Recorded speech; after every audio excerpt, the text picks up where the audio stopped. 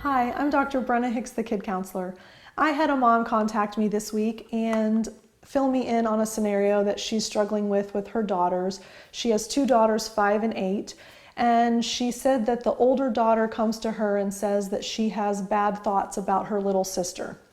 And the mom has noticed her making comments about her sister, that she's ugly, and she comes to her and says, I have mean thoughts about hurting her, and I have mean thoughts about her in general. And she was reaching out wondering how she should best handle it and what she should do. She's worried, obviously, and she wasn't sure exactly what the best course should be. So I wanted to share some thoughts because I think that while that specific scenario may not be universal, I do know that often kids get stuck in patterns of negative thoughts and it spirals, and if we don't handle them effectively, sometimes that can create issues. So I wanted to give some thoughts based on an overarching scenario and then specifically for that scenario with the girls as well. One thing that's really important to know about kids is they begin to fear things that they don't understand.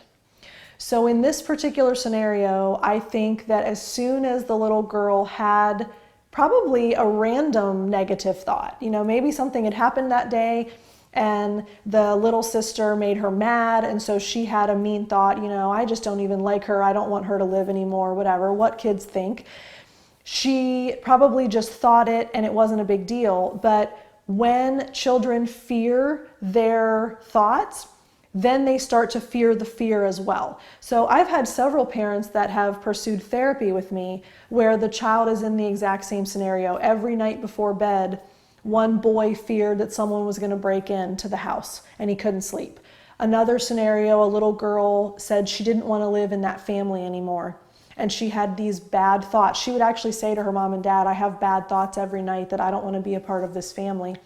And in both scenarios, the boy was safe. The daughter loved her parents. It wasn't that those were rational fears. They were irrational fears. But then you fear the fear as well.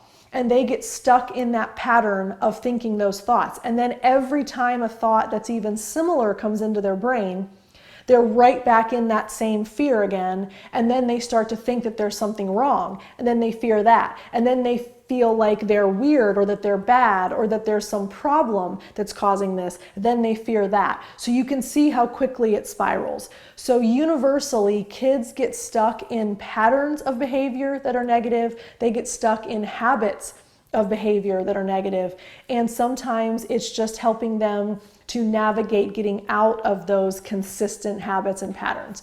So one thing that's very helpful to do, and this particular mom said that she will often talk to her daughter and say, they're just bad thoughts, just think nice ones instead. And here's what I would caution you as a mom or a dad or a caregiver, an adult with children in your life. We always want to try to fix things for our kids, and we always want to try to solve our kids' problems, and we can do neither. It is not our job to fix anything, and it's not our job to solve their problems, and we want to. We want to spare them from pain, we want to spare them from heartache, we want to spare them from confusion, we want to protect them, we want them to be safe, we want them to be happy, so it's really hard. But the most important thing that we can do when a child is having thoughts or struggles or they get stuck in these patterns is to acknowledge what they say to us. That is the best antidote for a child to move past it, is when someone will just sit with them in the thought, sit with them in the feeling, reflect it back to them, acknowledge it.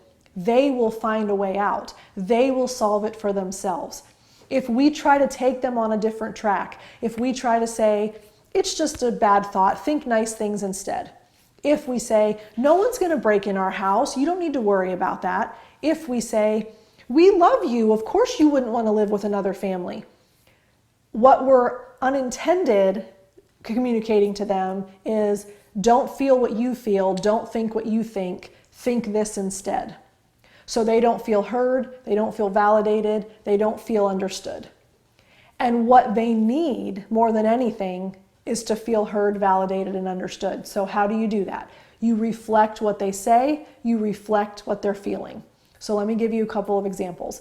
So in the scenario with the older sister, feeling that she has negative thoughts about her younger sister, that she's ugly, she's mean, she doesn't want her around, and she comes and tells you that, you could say, sometimes you think things that you think are mean about her.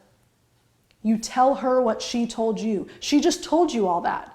You're not making that up. She already gave it to you, so you say it back.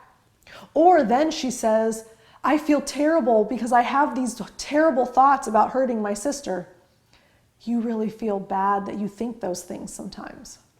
That's acknowledging her feeling.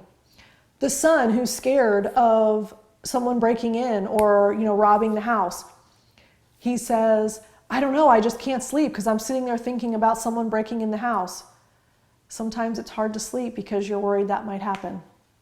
Reflect his content. Or you're worried that something bad might happen if you fall asleep. Reflect his emotion. And what that does is it sits in the pocket of where they are. Because again, we can't solve their problem, we can't fix it for them. That's their job. That's building coping skills, it's building resilience, it's building problem solving, it's building decision making. All the great qualities that we want for our kids long term and as they move into adulthood, we want them to have those traits. So the best thing we can do is to sit with them in the feeling, sit with them in the thought, just validate, just hear, just understand, just reflect. And when you don't try to solve the problem for them and when you don't try to fix the problem for them, what does it leave them to do? Solve the problem and fix it for themselves, which is exactly what we want. So I hope that encourages you. Every child gets stuck in negative patterns of thinking, irrational fears, negative thoughts, negative worries. That is a very normal part of childhood. They go through areas where their brain gets ahead of their development, so everything becomes scary. They start to be a little bit more paranoid, a little bit more mistrusting, a little bit more concerned about the outcome of things, and all of those things lead to these stuck habits. So it is a very normal part of childhood, and your best course of action is to acknowledge what they're feeling, acknowledge what they're telling you, and give them the time and the space to work through it on their own. They are capable of figuring it out. They just have to be around someone that will give them the time and the space to do that. I hope that encourages you. Please send me more questions. Thank you to that mom that wrote that into me. I'm always happy to answer questions and support you as much as possible. So thank you for being a part of the Kid Counselor family and Play Therapy Parenting. See you again soon. Bye.